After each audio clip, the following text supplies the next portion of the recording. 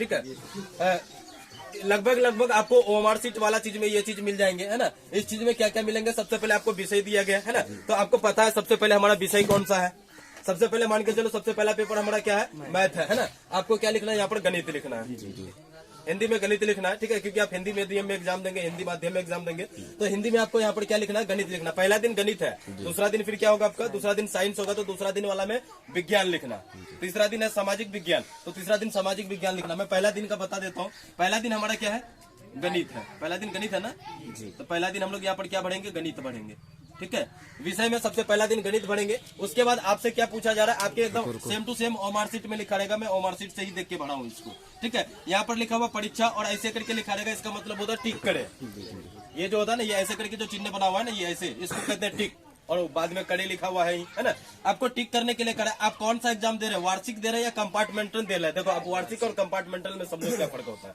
अच्छा सबसे पहले आप लोग बताओ हमें, आप लोग कौन सा एग्जाम देने जा रहे हैं, वार्षिक देने जा रहे हो या कंपार्टमेंटल देने जा रहे हैं। वार्षिक देने जा रहे हैं ना। कंपार्टमेंटल कौन देता है, जो बच्चे का मान के चलो किसी चीज में किसी वो बच्चा कंपार्टमेंटल कहलाता है, वो कंपार्टमेंटल फिल करेंगे, ठीक है। आप तो वार्षिक दे रहे हैं एग्जाम, है ना, तो आप क्या करेंगे, वार्षिक पे टिक मारेंगे। कैसे टिक मारेंगे, वार्षिक के नीचे, है ना, इसके लिए अलग से डब्बा नहीं बना रहेगा, इसके नीचे ऐसे करके टिक मार देना केवल, बस हो गया, ठीक है। वार्षिक समझ में आया सभी को कि नहीं, है ना। उसके बाद फिर अगला दिया रहेगा आपको पाली।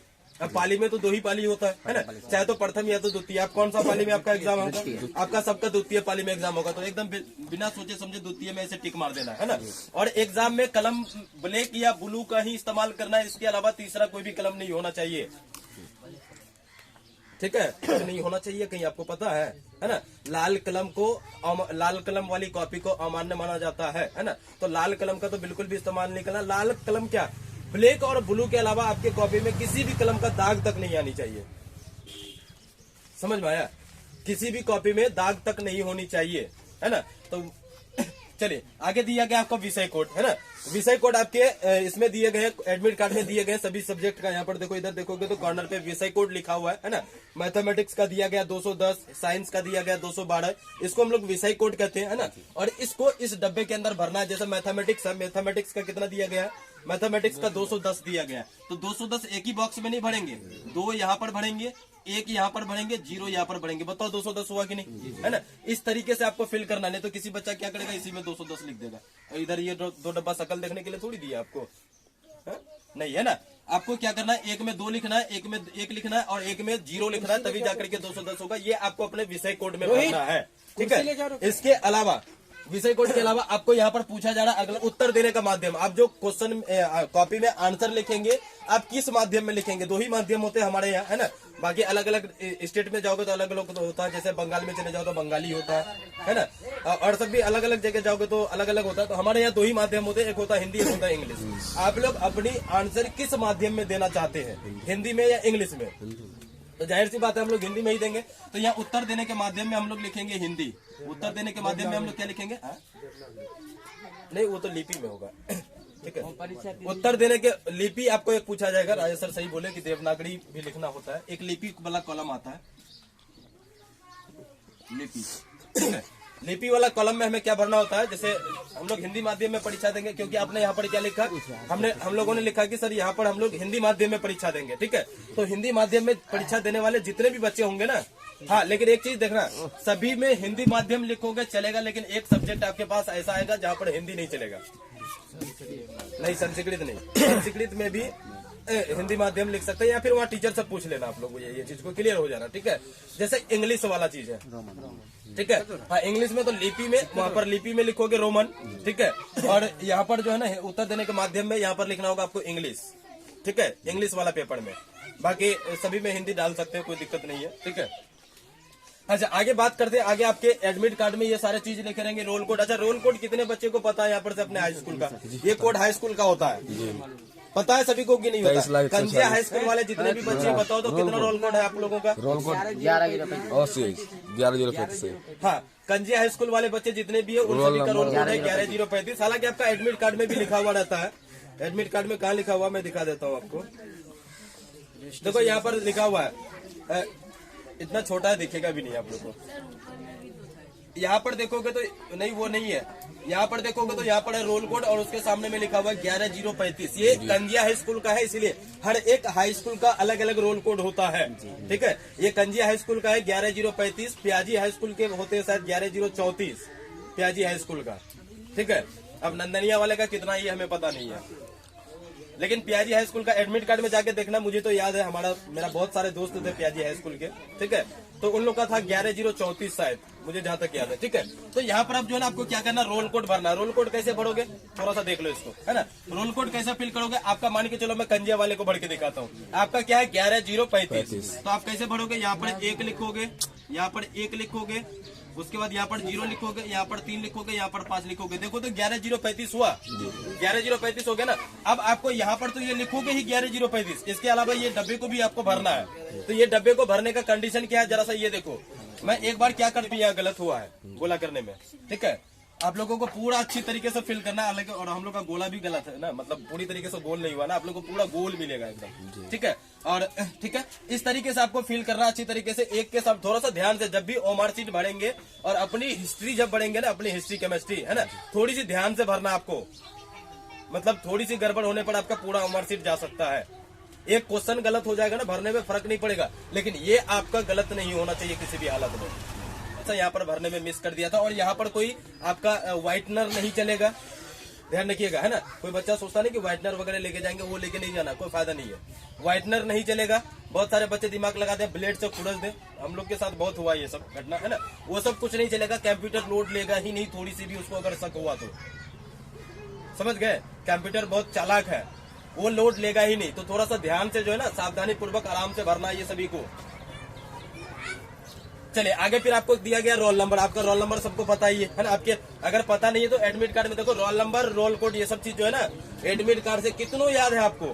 ठीक है, एडमिट कार्ड से एक बार देख करके मिला करके भरिएगा अच्छे से, सभी लोग एडमिट कार्ड से मिला करके भरिएगा। जैसे मान के चलो, जैसे देखने में जैसा भी लगे आपको, है ना, आपको यही करना पड़ेगा, समझ गए।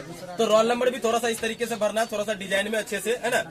और देखो एक चीज और मैं बता देता हूँ, ओमार शीट जब भी भरते हैं ना आप लोग, ओमार शीट आप लोग को पूरा गोल मिलेगा। देखो इस तरह करके ओमार शीट का डब्बे होंगे, इसके अंदर में ABCD लिखा रहेंगे। ठीक है, ये सब नंबर्स लिखे रहेंगे। हालांकि जब क्वेश्चन बनाओगे, है ना, तो वहाँ पर ABCD लिखे रहेंगे, क्योंकि ऑप्शन आपका किस में रहेगा, ABCD में रहेगा, है ना। तो ABCD लिखे रहेंगे। तो आपको ये चीज जो है ना भरना कैसे, जरा सा देखो। मैं 2-3 बनाता हूँ,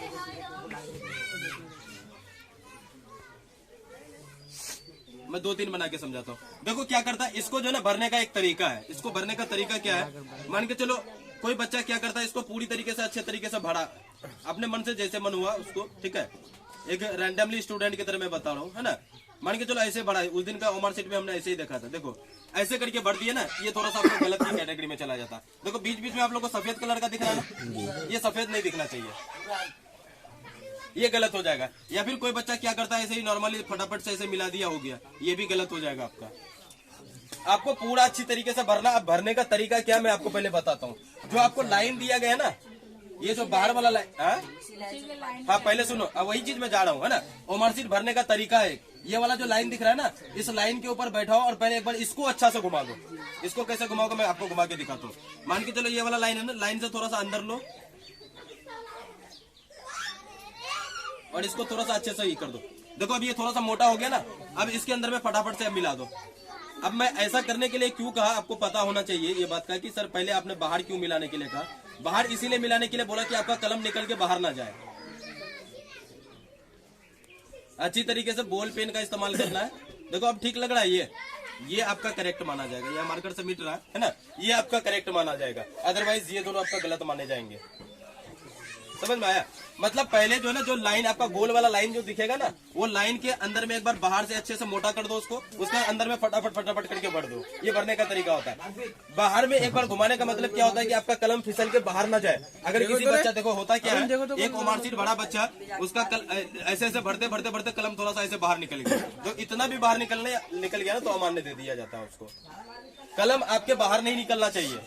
कलम उसके अंदर में जितना मर्जी उतना चला लो, गोला के अंदर में कलम आपके बाहर नहीं निकलना चाहिए। तो इन सभी चीजों पर विशेष ध्यान देने की आवश्यकता आप सभी को। ठीक है, इसके अलावा, है ना, मतलब जब आप एग्जाम हॉल में जाओगे तो 2-3 जगह बाद जब तक सीसीटीवी कैमरा वगैरह सब चीज रहेंगे वहाँ पर, है ना, गेट में, है ना, कैमरा वगैरह रहेंगे, 4-5 गार्ड रहेंगे, है ना, वहीं से आपका चेकअप शुरू हो जाता है।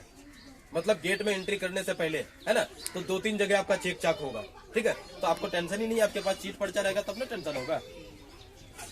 ठीक है, तो उसमें कोई टेंशन नहीं होगा और डरना नहीं है आप लोगों को। सबसे बड़ी चीज है क्या, बहुत सारे बच्चे जो है ना वहाँ पर देख करके जो ना वो पूरी बड़ा बंदूक बंदूक लेके खड़ा रहता है ना देख के डर जाता है ना, उसको देख के हम डरेंगे, डर के करेंगे क्या? उससे ज्यादा पावरफुल हम लोग स्टूडेंट है, पता है ना। अगर हम लोग एग्जाम हॉल में कुछ अगर हंगामा कर दिया ना तो सबका नौकरी खा के बैठ जाएंगे। उसके साथ कुछ होगा तो आपको कुछ नहीं होगा, अगर उसके साथ कोई घटना होता तो आपको कुछ नहीं होगा।